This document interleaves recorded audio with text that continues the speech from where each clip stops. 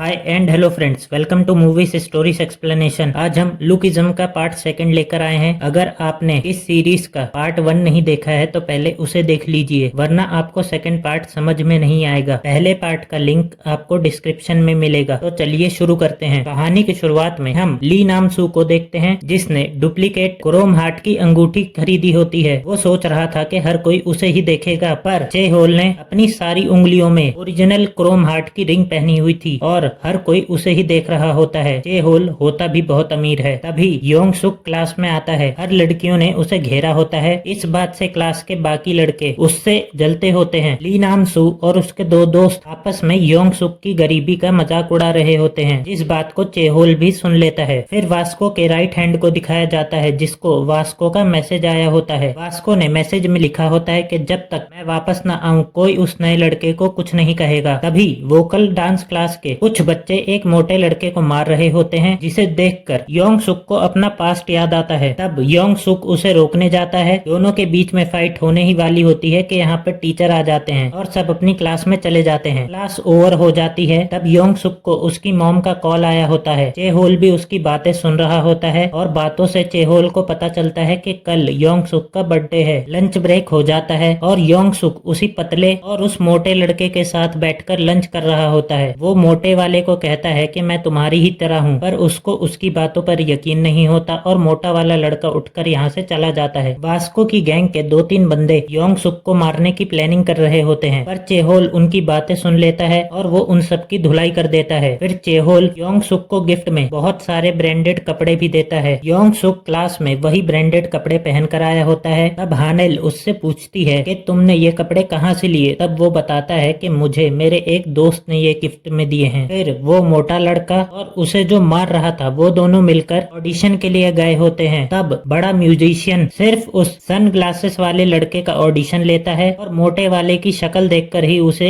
Reject कर दिया जाता है। लेकिन फिर भी वो मोटा लड़का अपना रैप सॉन्ग लिखता रहता था। वो एक दिन क्लास में बैठ के अपने लिरिक्स लिख ही रहा होता है कि सन ग्लासेस वाला लड़का आकर फिर उसे मारने लगता है। तभी मोटे लड़के ने कॉलेज फेस्टिवल में सिंगिंग के लिए एक फॉर्म भरा था, जिसे वो सनग्लासेस वाला लड़का फाड़ देता है और उसे बोलता है कि जा मेरे लिए खाना लेकर आ। वो लड़का खाना लाता है, लेकिन सनग्लासेस वाला तब भी उसे मार रहा होता है। यहाँ कैंटीन में योंग सुक भी होता है। तभी योंग सुक उसे रोकने आता है, पर उसके साथ चेहोल भी आया होता है। फिर इनके साथ ली जंगसू भी आ जाता है। इन दोनों के बीच में फाइट होने ही वाली थी कि यहाँ पर वास्को आ जाता है। वास्को सनग्लासेस वाले लड़के को बोलता है कि अपने सनग्लासेस उतार, क्योंकि मैं इन्हें तोड़ना नहीं चाहता। फिर वो लड़का वास्को से डर जाता है और सनग्लासेस वाला यहाँ से चला जाता है। फिर योंग सुक उस मोटे लड़के से बात करने की कोशिश करता है, पर वो उससे बात नहीं करता और यहाँ से चला जाता है। तब योंग सुक यहाँ पर उसका फटा हुआ फॉर्म उठाता है और योंग सुक उसके फटे फॉर्म को चिपका देता है। योंग सुक फॉर्म चिपकाकर उस मोटे लड़के को देता है, पर मोटे लड़के को लगता है कि ये मेरा फायदा उठाना चाहता है। ये कहकर मोटा लड़का यहाँ से निकल जाता है। बाद में फिर वो सनग्लासेस वाला लड़का आता है और उस मोटे लड़के के लिखे हुए लिरिक्स को फाड़ देता है। फिर योंग सुक कॉलेज फेस्टिवल का फॉर्म देखता है। हानल उसे कहती है कि तुम भी इसमें परफॉर्म करना चाहते हो, अगर करोगे तो पहला प्राइज तुम ही जीतोगे। पर योंग सुक मना कर देता है। योंग सुक की क्लास सफाई की ड्यूटी लगी होती है। योंग सुक यहाँ पर एक गाना गाने लगता है, जिसे वो मोटा लड़का जिसका नाम दकुआ होता है वो भी सुन लेता है। दकुआ फिर योंग सुक के पास आया होता है। योंग सुक यहाँ पर उसको उसका फॉर्म देता है। फिर दकुआ योंग सुक से कहता है कि कॉलेज फेस्टिवल में तुम मेरे साथ परफॉर्म करोगे, जो सुनकर योंग सुक भी खुश हो जाता है। फिर दकुआ योंग सुक को अपने घर लाया होता है। दकुआ ने यहाँ पर योंग सुक के लिए एक गाना भी कंपोज किया था। दकुआ भी काफी टैलेंटेड होता है। उसके घर से निकलने के बाद दकुआ और योंग सुक दकुआ की दादी की दुकान पर भी आए होते हैं। योंग सुक सुबह से भूखा होता है, फिर भी वो उसकी दादी की दुकान से कुछ नहीं खाता। दकुआ को याद आता है कि एक बार वो सन ग्लासेस वाला लड़का आया था अपने दोस्तों के साथ, उसने उसकी दादी की दुकान से बहुत सारा फ्री का खाना खाया था। यहाँ पर वो बड़ा म्यूजिशियन सन ग्लासेस वाले लड़के के लिए महंगे लिरिसिस्ट और कंपोजर से सॉन्ग बनवाता है। वो कहता है कि अगर तुम्हारा गाना बच्चों को पसंद आया तब मैं तुम्हें एक डेब्यू सॉन्ग दूंगा, जो सुनकर सनग्लासेस वाला खुश हो जाता है। दकुआ और योंग सुक भी गाने की प्रैक्टिस करते हैं। योंग सुक जब दुकान पर होता है तब भी वो सॉन्ग की प्रैक्टिस करता रहता है। वो दोनों बॉडीज में सॉन्ग की बहुत अच्छे से प्रैक्टिस कर लेता है। जब वो प्रैक्टिस कर रहा होता है तभी यहाँ पर वो सुंदर सी लड़की आती है और वो योंग सुक को एक गोली लेकर जाती है, कहती है कि ये तुम्हारे गले के लिए अच्छी रहेगी। दकुआ योंग सुक को कहता है कि तुमने 2 दिनों में बहुत इम्प्रूव कर लिया है। योंग सुक के जाने के बाद वो सनग्लासेस वाला फिर उस मोटे लड़के को मारता है और पतले वाले और मोटे वाले को आपस में लड़ने के लिए कहता है। लेकिन तभी सनग्लासेस वाले को फोन आता है और वो यहाँ से चला जाता है। तभी पतले वाले को बहुत दुख हो रहा होता है क्योंकि उसने एक बार मोटे योन सुक को मारा होता है। तभी दकुआ और वो पतला लड़का योन सुक की शॉप पे आए होते हैं। पतला वाला उससे माफी मांगता है। पतला वाला लड़का और दकुआ बताते हैं कि योन सुक के आने के बाद हमारी लाइफ पहले से काफी बेटर हो गई। और वो पतला वाला बोलता है कि मुझे अब स्कूल में कोई परेशान भी नहीं करता है। वो लोग हैंडसम वाले योन सुक की तारीफ कर रहे होते हैं, जिसे वास्को भाई भी सुन लेता है। वास्को इनसे पूछता है कि क्या वो नया लड़का सच में अच्छा है। तब ये दोनों बोलते हैं कि हाँ। फिर वास्को मोटे योंग सुक से पूछता है कि उसने तुम्हारी मॉम से पैसे लिए थे। तब मोटा योंग सुक बोलता है कि वो तो सिर्फ कॉफी के पैसे थे। स्कूल में वही सुंदर लड़की स्कूल फेस्टिवल देखने आई थी। वो फेस्टिवल देखने के बाद यहाँ से जा रही होती है। तभी योंग सुक की उस पर नजर पड़ जाती है। योंग सुक उससे बात करने जाता है, पर वो भूल गया था कि उस लड़की ने मोटे योंग सुक को देखा था, ना कि हैंडसम वाले योंग सुक को। जब योंग सुक उससे बात करता है तब वो लड़की उसे पहचानती नहीं। वो उसको रोकने लगता है। तब उसका बॉडीगार्ड योंग सुक का हाथ पकड़ लेता है, पर योंग सुक उससे अपना हाथ छुड़वा लेता है। लेकिन ये बॉडीगार्ड बहुत तगड़ा फाइटर होता है। इसी वजह से जब वो योंग सुक को एक किक मारता है तब योंग सुक जमीन पर बैठ जाता है। तभी वास्को यहाँ पर आ जाता है। वो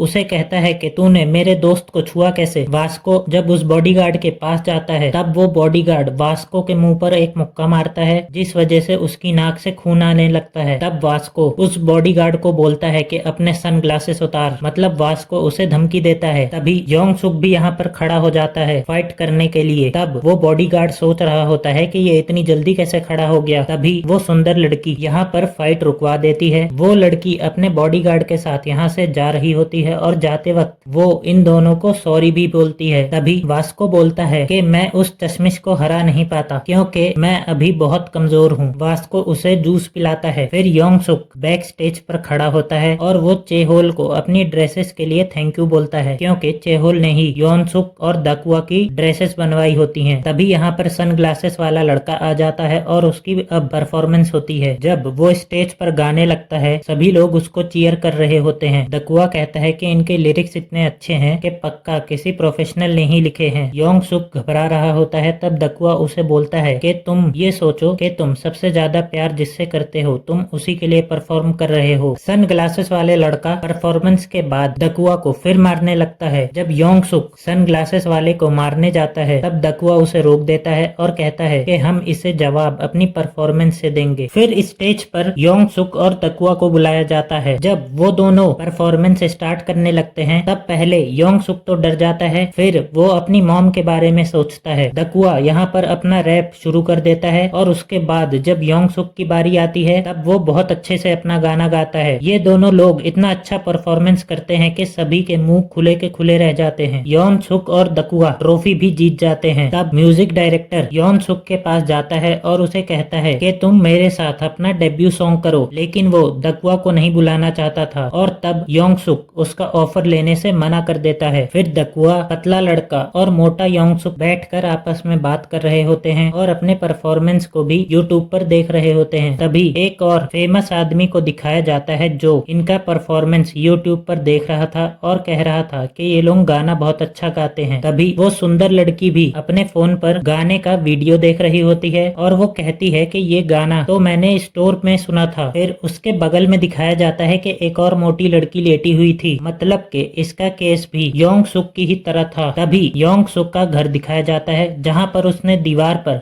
अपने सारे दोस्तों के साथ फोटोज को दीवार पर लगाया होता है और इसी के साथ सीजन 1 का एंड हो जाता है। अगर आपको मेरा एक्सप्लेनेशन अच्छा लगा हो तो इस वीडियो को लाइक एंड इस चैनल को सब्सक्राइब भी कर लीजिएगा। सीजन 2 आते ही हम उसे भी एक्सप्लेन कर देंगे, पर उसके नोटिफिकेशन के लिए आपको चैनल सब्सक्राइब करना होगा एंड सब्सक्राइब करने के बाद बेल आइकन को भी दबा दीजिएगा, उसी से आपको हमारे अगले वीडियो का नोटिफिकेशन मिलेगा।